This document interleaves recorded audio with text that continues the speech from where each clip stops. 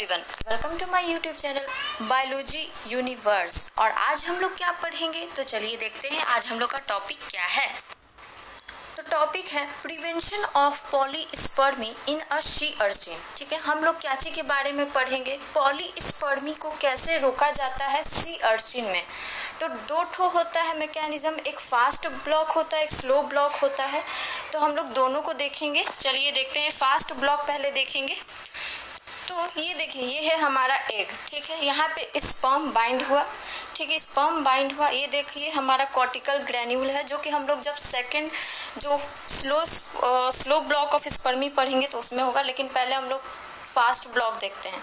तो fast block जो polyspermy होता है वो टेम्पररी होता है और सिर्फ 1 मिनट के लिए होता है। ठीक है, और जब स्पर्म बाइंड होता है तो उसके 3 सेकंड बाद ये फास्ट ब्लॉक ऑफ स्पर्मी जो होता है वो ऑकर होता है, मतलब होता है।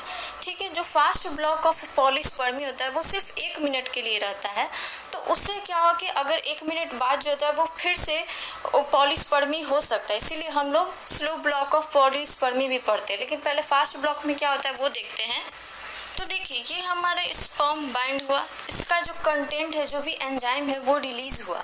अब जो इसका जो कंटेंट या फिर जो एंजाइम होता है वो क्या करता है कि सोडियम चैनल को ओपन कर देता है। ठीक है, सोडियम चैनल को ओपन करता है तो उससे क्या होगा कि सोडियम जो होता है वो बाहर से, एग के बाहर से अंदर आएगा।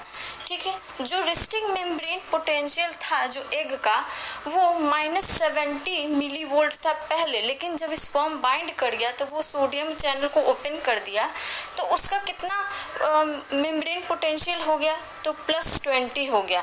अब जब प्लस हो जाएगा मतलब पॉजिटिव पोटेंशियल हो जाएगा तो और स्पर्म नहीं बाइंड करेगा। ठीक है, ये है हमारा फास्ट ब्लॉक ऑफ पॉलीस्पर्मी। अब हम लोग देखते हैं स्लो ब्लॉक ऑफ पॉलीस्पर्मी।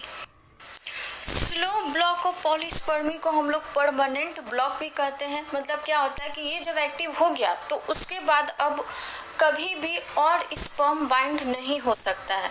ठीक है, और ये कब एक्टिव होता है, जब फास्ट ब्लॉक पॉलीस्पर्मी के 30 से 60 सेकंड बाद ये एक्टिव हो जाता है। ठीक है, क्या होता है कि स्लो ब्लॉक ऑफ पॉलीस्पर्मी में क्या होता है कि जैसे एग में बहुत सारे कॉर्टिकल ग्रैन्यूल रहते हैं, अंदर में कितना होता है तो 15,000 होता है। तो मैकेनिज्म देखते हैं कि क्या होता है। जैसे ये स्पर्म बाइंड हुआ, हम लोगों ने देखा था वाइटिलाइन में मेम्ब्रेन पे हम लोग EBR1 रिसेप्टर देखे थे, तो उससे क्या हुआ कि ये स्पर्म बाइंड हुआ। ठीक है, और वो अपना बिंडिन प्रोटीन रिलीज किया। ठीक है, बिंडिन प्रोटीन जो भी वो रिलीज किया उसके थ्रू ये EBR1 से बाइंड हुआ। अब क्या हुआ, जब बाइंड हो गया, फ्यूजन हो गया, तो वो अपना एंजाइम जो था वो रिलीज करता है। अब जो भी वो रिलीज किया उससे क्या हुआ कि G प्रोटीन एक्टिव होता है। G प्रोटीन एक्टिव होता है तो वो किसे एक्टिव करता है, तो टायरोसिन काइनेज को एक्टिव करता है। टायरोसिन काइनेज जब एक्टिव होता है तो वो क्या करता है, किसको एक्टिव करता है, तो PIP2 को एक्टिव करता है। ठीक है, जब PIP2 एक्टिव हो जाता है तो वो क्या करता है कि PLC को IP3 और DAG में कन्वर्ट करता है। IP3 क्या होता है कि जो इंडोप्लाज्मिक रेटिकुलम है तो उसमें से क्या करता है कि चैनल ओपन कर देता है, कैल्शियम चैनल ओपन कर देता है और उसमें से ढेर सारा कैल्शियम रिलीज होता है। और वहीं पे डैग जो होता है वो PKC को एक्टिव करता है। ठीक है, और जो डैग के थ्रू जो PKC एक्टिव हुआ और जो कैल्शियम रिलीज हुआ वो दोनों मिलके क्या करते हैं कि प्लाज्मा मेम्ब्रेन पे जो कि एक पंप होता है उसको एक्टिव कर देता है, जिसके थ्रू क्या होता है कि सोडियम अंदर आता है और H+ आयन बाहर जाता है, जिससे क्या होगा कि pH इंक्रीज होगा। और जब pH इंक्रीज होगा तो वो क्या करेगा कि जो भी सेल है, जो एग है, उसमें क्या हेल्प करेगा, तो DNA सिंथेसिस में हेल्प करेगा, RNA ट्रांसलेशन में हेल्प करेगा। ठीक है, ये तो हम लोगों ने देख लिया कि कैल्शियम और डैग का फंक्शन देख लिया कि वो क्या करता है। अब कैल्शियम क्या हुआ कि ये कॉर्टिकल ग्रैन्यूल से जाके मिलेगा और ये क्या करेगा कि कैल्शियम जब कॉर्टिकल ग्रैन्यूल से मिलेगा तो वो इस सब का एंजाइम को रिलीज करवाएगा। ठीक है, पहला क्या है कि सेरीन प्रोटीएज रिलीज होगा जो कि क्या करता है कि EBR1 जो रिसेप्टर होता है उसको ही हटा देगा। जब EBR1 रिसेप्टर ही सेरीन प्रोटीएज हटा देगा तो चांसेस ही नहीं रहेगा और स्पर्म को बाइंड करने के लिए।